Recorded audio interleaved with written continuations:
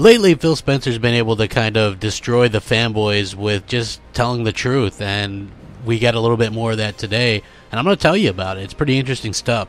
Hey, what's up everybody? Crapgamer here with Crapgamer Reviews. Back with another video. Thank you guys for checking it out. So Phil Spencer did a giant bomb interview, and he was talking about power, and he said something that was interesting. And this probably won't sit well with PlayStation fanboys. And the reason why it probably won't sit well is because they are all in hopes of a PlayStation 5 coming out or something along the lines of being more powerful than the One X. And what Phil Spencer said was definitely very, very interesting, and you guys can watch the interview if you want.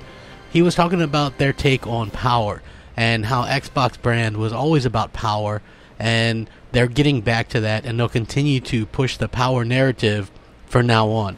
And that is huge news in my opinion, because if you go back to the original Xbox, it was all about power, the power of X, and nothing beats the power of X. So they're in the best position right now, because let's say Sony comes out with a PS5 in 2020 and it's slightly more powerful than the One X.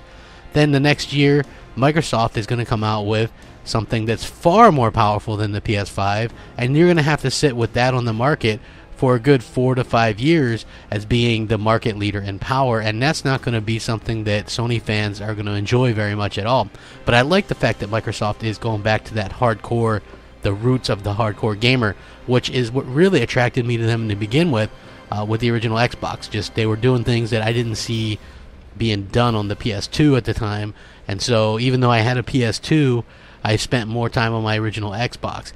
It was just the games, they had the games like KOTOR, they had stuff like Escape from Butcher Bay, Forza Motorsport, Project Gotham Racing, Jade Empire. They just seemed like they had more grown-up games, like games that really interest me as a whole, and the online aspect, because I was really big into online back then.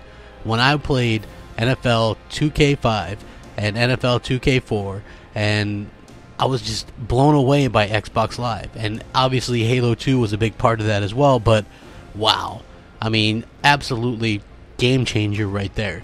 And I think that that's what Microsoft needs to get back to, and when you see them cater towards the hardcore, and what I mean by that is the One X, that's catering towards the hardcore. The Elite controller, that's catering towards the hardcore, folks. That's what Microsoft is doing. Putting out games like Halo and Gears and Forza, that's catering to the hardcore. Now, they got away from this towards the end of the 360 era by giving Kinect and all that kind of stuff and canceling a lot of projects. Canceled projects happen, but switching from trying to attract a lesser or a casual audience, that's not going to work out well for Xbox, because there's other companies that do that as well, like Nintendo, and they probably do a better job at it. But as far as the hardcore is concerned, give the hardcore stuff like backwards compatibility. The super hardcore love that. Give them the stuff, the Game Passes and the EA Access and all that kind of stuff. That's stuff for the hardcore, folks. And I think that that's what Microsoft is really focusing on. Good to see Phil Spencer address that and say, hey, you know what? We're going to definitely be going with the power all the time.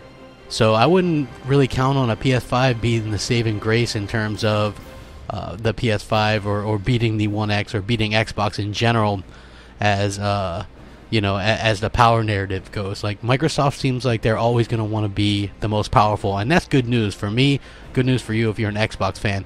I would love to hear what you guys think. If you wouldn't mind, hit that like and subscribe button. It helps out the channel tremendously, and it would mean a lot to me personally. As always, thanks for watching. Have a great day. Rack 'em up. Crapgamer, out.